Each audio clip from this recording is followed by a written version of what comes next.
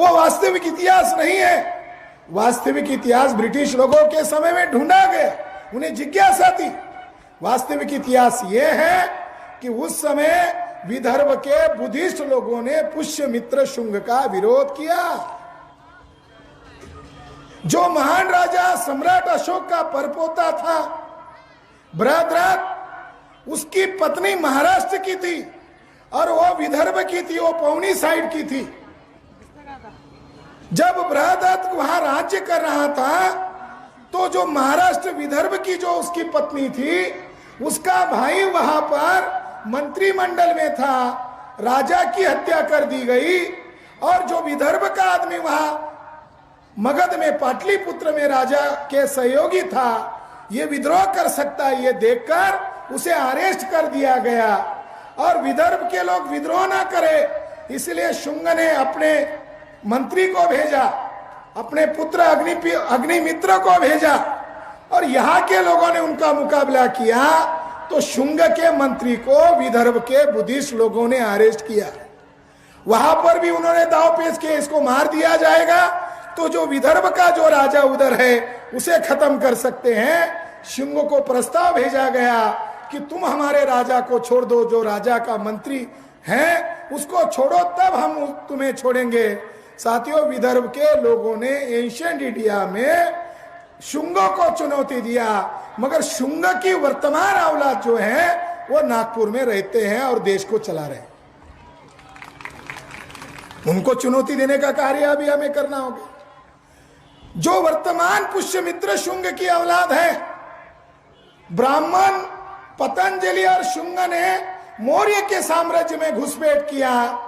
बाबा साहब अंबेडकर कहते हैं कि आमने सामने की लड़ाई लड़कर बुद्धिज्म को खत्म नहीं किया, बल्कि इन्हें घुसपैठ तंत्र का इस्तेमाल किया, इन्फिल्ट्रेशन किया और मौर्य साम्राज्य को मारने के लिए राजा के सैन्य में घुसकर सेनापति बनकर टुकड़े टुकड़े करके हत्या की।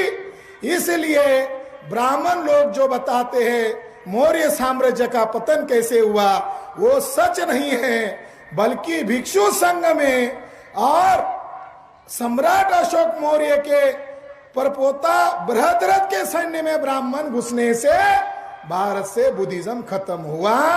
ये बात हमारे लोग भूल रहे हैं या हमारे लोग भूल चुके हैं, मगर शुंग के लोग नहीं भूले।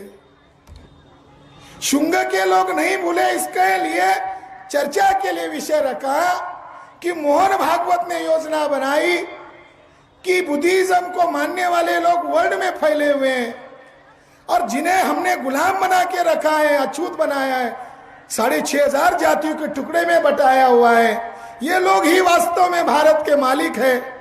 इनकी विरासत ही जमीन के अंदर है और दुनिया के लोग इनकी विरासत को देखने के लिए आते हैं। तो कल ये विरासत भी ना बचाए, ब्राह्मणी धर्म के गुलामी से आजाद ना हो जाए और दुनिया के लोग इनके सपोर्ट में ना आ जाए, इसके लिए विदेशी ब्राह्मण भागवत ने बुद्धिस्ट लोगों को दो स्तर पर, अंतरराष्ट्रीय स्तर पर भी और भारत के अंदर भी गुमराह करने के लिए एक संगठन सन 2017 में बनाया। दिल्ली में उसका पहला सम्मेलन हुआ, उसका मुख्य अतिथि रामदास आठवले थे और मोहन भागवत वहां संबोधित कर रहा था। आरएसएस के द्वारा एक बुद्धिस्ट संगठन का निर्माण किया जिसका नाम है भारतीय बौद्ध संघ। पुणे के अंदर अभी पिछले माह में खबर आई, एक भंती जी एक घर में घुसे, अब उनको लगा ये भिक्खु है, वहां जाने के बाद वो वेद की स्तुति करने लगे और उन्होंने उनको यज्ञ करने के लिए कहा। ये वीडियो सोशल मीडिया में आया। ये मामला इतना गंभीर हो गया कि एक भिक्खु उपासकों के घर में घुसा और उनको वेद का महती गाने लगा। जब उन्होंने उसको पूछा वो डर के मारे भाग रहा था, इन्होंने उसको पकड़ा भी नहीं, करुणाशील है, पकड़ा भी नहीं, जाने दिया। और भारतीय बौद्ध संघ का जो प्रमुख है वो गुजरात का एक ब्राह्मण है जिसको उसने राष्ट्रीय अध्यक्ष बनाया। और पुणे साइड में 4 महीने पहले उनका राज्य स्तरीय मीटिंग हुआ, प्रोग्राम हुआ और इसके लिए वो भिक्खू आया जो नरेंद्र मोदी का जन्मदिन मनाता है, संघ की जय जयकार करता है, वो महाराष्ट्र में आया और अमरावती नागपुर साइड के कुछ बुद्धिस्ट लोगों के नाम उसके ऊपर छापे हुए थे। शायद वो लालच या भय के कारण उधर गए हो, मगर महाराष्ट्र में भी भारतीय बौद्ध संघ का वो अपनी जड़ें जमा रहे हैं। ये बहुत ही गंभीर मामला है। वो उस समय बृहदत्त की मौर्य की विरासत को खत्म करना चाहते थे। आज महामानव डॉक्टर बाबा साहब आम्बेडकर ने जो हमारे ऊपर जिम्मेदारी दी है, ये आंदोलन को तहस नहस करने का षड्यंत्र है। दुश्मन संगठित रूप से प्रयास कर रहा है, दुश्मन संगठित रूप से प्रयास कर रहा है। कितने हद तक गया कि बुद्धिस्ट लोग दावा कर रहे थे कि साकेत में जो विरासत मिली है वो बुद्धा की है। सोशल मीडिया से पता चला, बुद्धिस्ट इंटरनेशनल नेटवर्क ने आंदोलन किए, तो आप लोगों को भी पता चला कि कोई लड़ाई लड़ रहा है तो तथ्य है। तो इन्होंने बुद्धिस्ट लोग भी समर्थन कर रहे हैं, विरोध नहीं कर रहे, ये दिखाने के लिए मोहन भागवत ने बुद्ध गया से एक भिक्खु को, जो बुद्ध गया में एक संगठन है भिक्खु लोगों का, अखिल भारतीय बौद्ध भिक्खु संघ नाम का भिक्खु लोगों का संगठन है, और उसका संचालन करने वाला जो व्यक्ति है वो भूमियार ब्राह्मण है।